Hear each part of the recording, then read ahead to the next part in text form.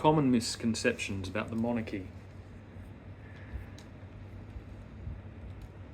First of all, it's that the king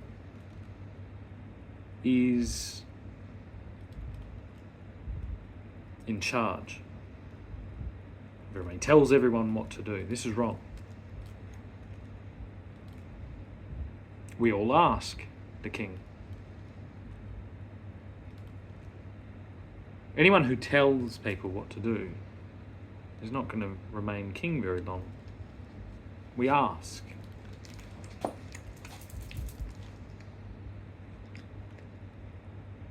And when we ask, we're either told yes, no, or nothing.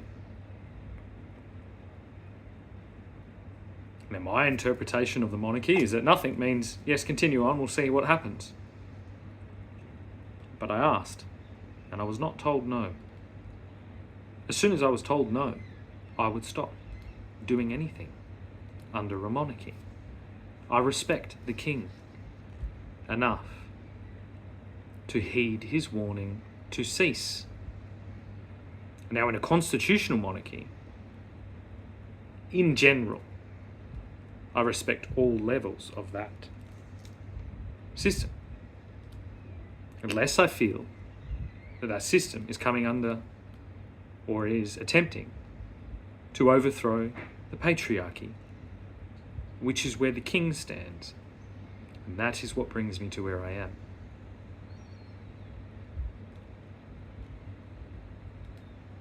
The two best institutions or groups of people in the world that have become famous for killing kings are politicians and the Romans. The Romans got so famous for killing a king that they parade around with his corpse hung around their necks to celebrate it. Now, my king exists in a long line of kings that has pushed back against the Romans. Hundreds and hundreds of years pushing back against the Romans in all regions of the earth. The Romans now calling themselves Catholics, Roman Catholics, claiming to worship falsely Jesus Christ. They don't worship Jesus Christ, they worship themselves. They're Romans, after all. They worship themselves so much that they parade the corpse of the most famous king around on their neck. This is how cocky these fuckers are. You killed him, and now you claim to worship him. You claim to protect him.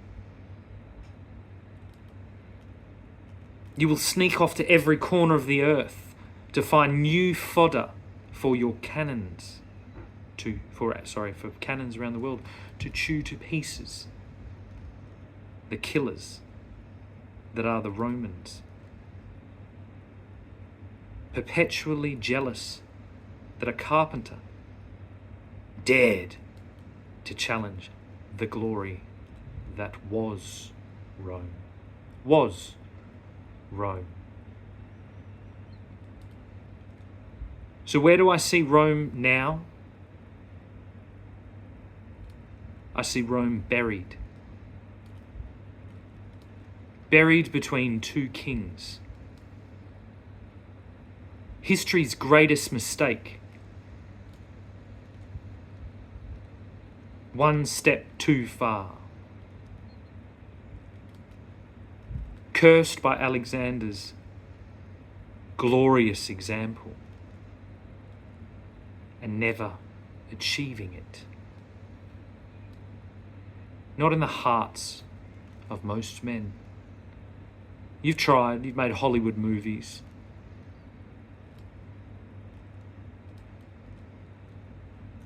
You've spent billions and billions and billions of dollars.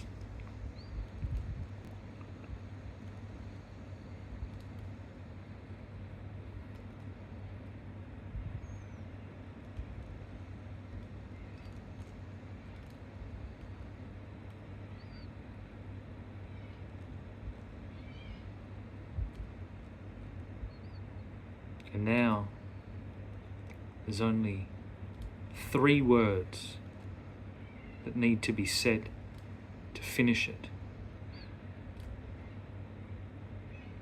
Once and for all.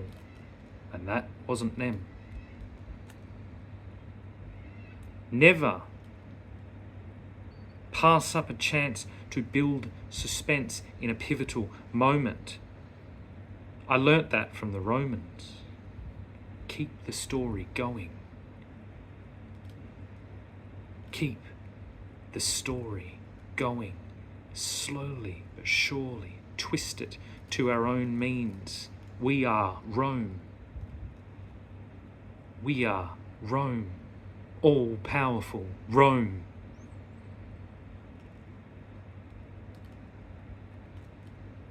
No longer. No longer. So what are the 3 words that I have the privilege of speaking gently to this device, to this glass screen that billions and billions and billions of people are holding? Well, being that my profession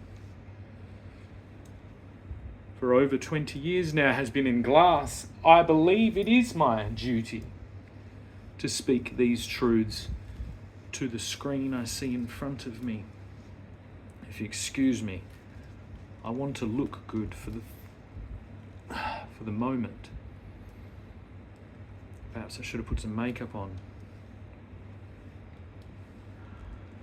Yes, the 3 words that I have the privilege of speaking right now, and I'm just going to grab a book. I'm going to grab a book because suspense. I told you.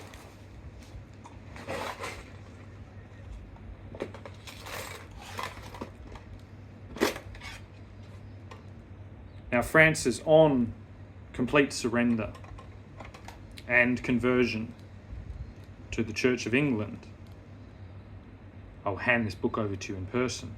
I'll even sign it. And perhaps we can all work together to solve the countless problems that we face across the globe. Better put my glasses on.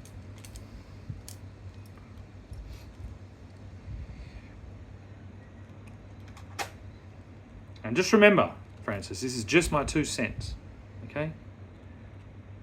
And if Queen Elizabeth taught me anything, it said one should always speak the truth.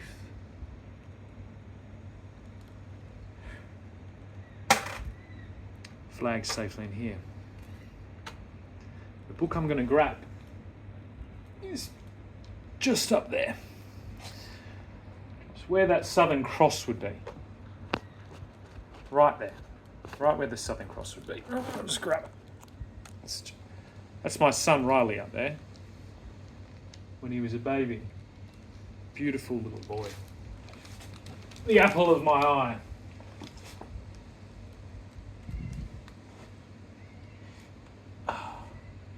It's been here the whole time, you can check, but I didn't know it was here.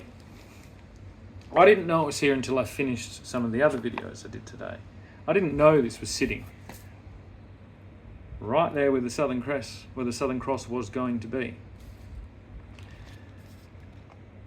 But this book is called Cracking the Da Vinci Code, the unauthorized guide to the facts behind the fiction. What an interesting read. Now, I can't read the whole thing. Maybe I'll send you a copy. But in the thing of continuing on a theme, I'm going to read a book. I'll read a page. Oops, I dropped it. Ooh, you've still got a bit of Little bit of power left, haven't you? Good try. Well, I'm going to read a page now, uninterrupted by any tomfoolery. And this page is page 101, 120. Beautiful little cross there.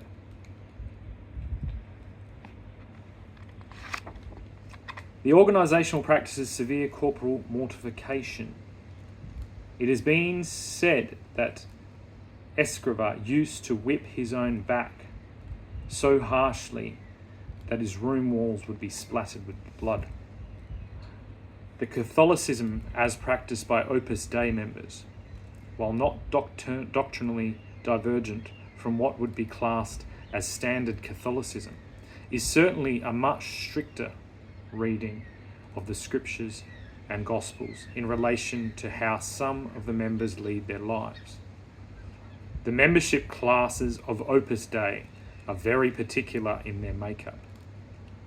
Numeracy. These are the members who generally live in Opus Dei houses and lead a life of celibacy. The sexes are strictly segregated, and the members dedicate a good deal, if not all, of their salaries to Opus Dei. Corporal mortification is also claimed to be carried out by these members.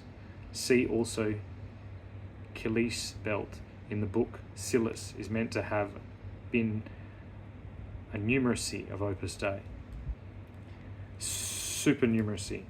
These lesser numeraries generally live within the community at large. Some marry and have children, but all still follow the same plan of life as set down for the numeraries. A good portion of a supernumerary's income is also dedicated to Opus Dei. Numerary priests. These all generally lay members of the order who have been handpicked by Opus Dei hierarchy to become priests. Many numerary priests go on to hold top positions within the Opus Dei network, some even within the Vatican itself. Associate members. Many associate members also commit to a life of celibacies, but they do not live within Opus Dei houses. These are generally women who are responsible for the upkeep, care and cleaning of the Opus Dei houses. Most lead a celibate life. Cooperators. While not considered members, cooperators are supporters of Opus Dei, who pledge money and other support they can to the cause. These are the only class who do not have to be of the Catholic faith. As it is mentioned in the Da Vinci Code, Opus Dei does indeed have a shiny new headquarters in New York City at 243 Lexington Avenue. The 17-story building having no sign to announce its occupants inside the building. Inside the building are 2 chapels, a library, conference rooms, living quarters, and dining rooms. The Vatican Yearbook counts some 3,000 members in the USA, with around 60 Opus Dei residencies scattered throughout the American mainland. As an organisation, Opus Dei has attracted a great deal of attention because of its obvious wealth. Many rich individuals and families are cooperators of Opus Dei, meaning that they donate large sums to the organisation. Many of these are not of the Catholic Church, Catholic doctrine, but see in Opus Dei an organisation ready to defend the Church and greater Christianity against all who would oppose it.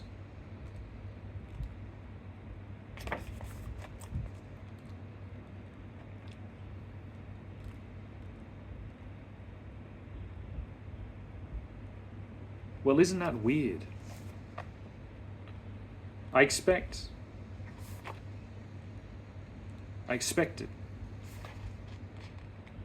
to read a passage about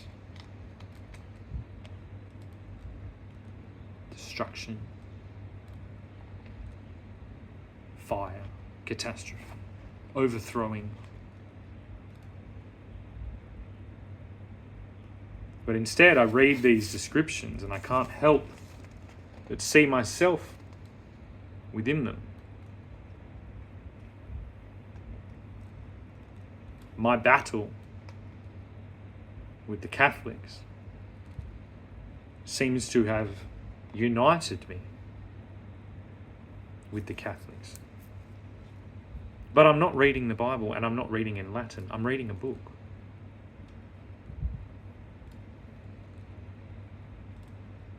And I'm working on behalf of an institution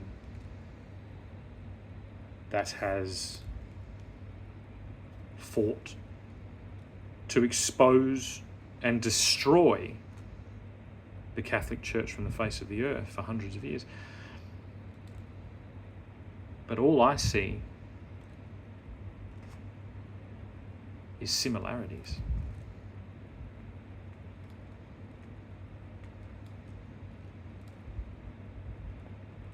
So I'm going to say the 3 words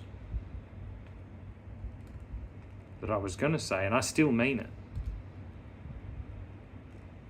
And those 3 words are: Rome is dead. And I replace those 3 words with a new beginning, as per your request, that states, Christ is King.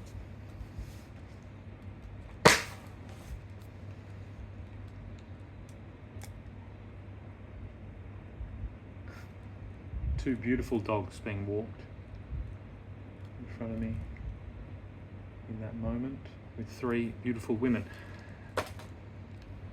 I'll add 2 words at the end just for my own sake, just to contribute. It's not like me to hold back. And I'll say, at last.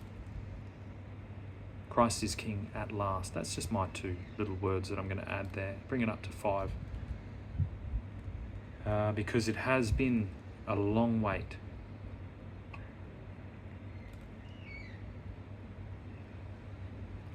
So we close one book with Rome is dead, and we open another book. Whatever book you find him in. And that book says, Christ is King.